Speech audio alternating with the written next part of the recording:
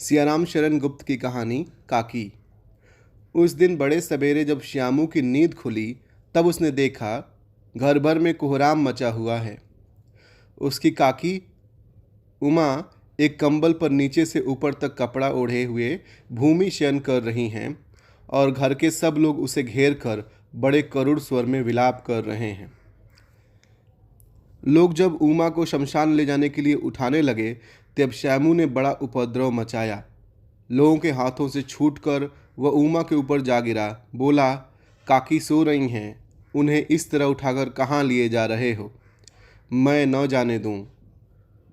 लोग बड़ी कठिनाई से उसे हटा पाए। काकी के अग्नि संस्कार में भी वह न जा सका। एक दासी राम राम करके उसे घर पर ही संभाले रही।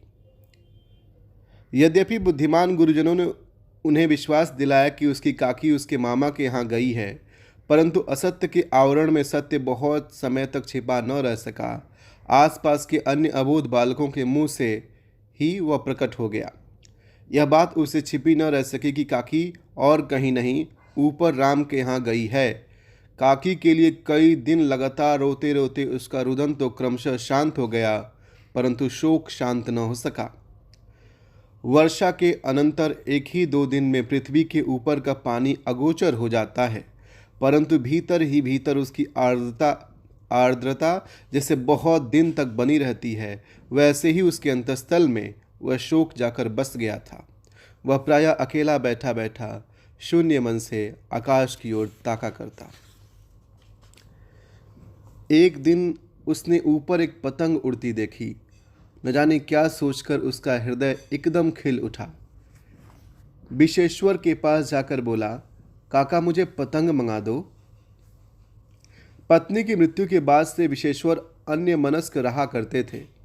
अच्छा मंगा दूंगा कहकर वे उदास भाव से और कहीं चले गए। श्यामू पतंग के लिए बहुत उत्कंठित था। वह अपनी इच्छा किसी तरह रोक न सका। एक जगह खूंटी पर विश्वेश्वर का कोट टंगा हुआ था। इधर उधर देखकर उसने उसके पास स्टूल सरका कर रखा और ऊपर चढ़कर कोट की जेबें टटोली। उनमें से एक चवन्नी का आविष्कार करके वह तुरंत वहां से भाग गया। सुखिया दासी का लड़का भोला श्यामू का समवयस्क साथी था। श्यामू ने उसे चवन्नी देकर कहा, अपनी जीजी से कहकर चुप-चुप एक पतंग और डोर मंगा दो। देखो खूब अकेले में लाना, कोई जान न पावे। पतंग आई। एक अंधेरे घर में उसमें डोर बांधी जाने लगी। श्यामू ने धीरे से कहा, भोला किसी से न कहो तो एक बात कहूँ? भोला ने सिर हिलाकर कहा, नहीं किसी से नहीं कहूँगा। श्यामू ने रहस्य खोला। कहा, मैं यह पतंग ऊपर राम के यहाँ भेजूँगा। इसे पकड़कर काकी नीचे उतरेंगी।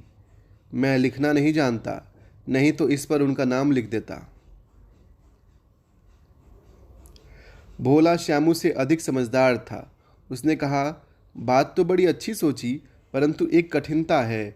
यह डोर पतली है, इसे पकड़कर काकी उतर नहीं सकती। इसके टूट जाने का डर है। पतंग में मोटी रस्सी हो तो सब ठीक हो जाए। श्यामू गंभीर हो गया।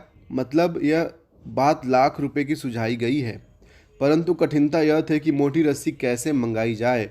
पास में दाम है नहीं और घर के जो आदमी उसकी काकी को बिना दया माया के जला आए हैं, वे इसे इस काम के लिए कुछ नहीं देंगे। उस दिन श्यामू को चिंता के मारे बड़ी रात तक नींद नहीं आई। पहले दिन की तरकीब से दूसरे दिन उसने विश्वेश्वर के कोट से 1 रुपया निकाला, ले जाकर भोला को दिया और बोला, देख भोला, किसी को मालूम न होने पाए, अच्छी अच्छी 2 रस्सियाँ मंगा दे। एक रस्सी ओछी पड़ेगी। जवाहिर भैया से मैं कागज़ पर काकी लिखवा रखूँगा। नाम की चिट रहेगी तो पतंग ठीक उन्हीं के पास पहुँच जाएगी।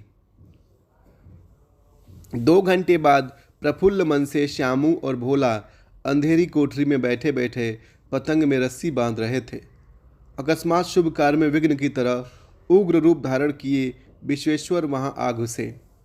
भोला और श्यामू को धमका कर बोले, तुमने हमारे कोट से रुपया निकाला है? भोला सक पकाकर एक ही डांट में मुखबिर हो गया। बोला, श्यामू भैया ने रस्सी और पतंग मंगाने के लिए निकाला था। विश्वेश्वर ने श्यामू की 2 तमाचे जड़कर कहा, चोरी सीख कर जेल जाएगा? अच्छा, तुझे आज अच्छी तरह समझाता हूँ, कहकर फिर तमाचे जड़े और कान मलने के बाद पतंग फाड़ डाला। अब रस्सियों की ओर देखकर पूछा, ये किसने मंगाई?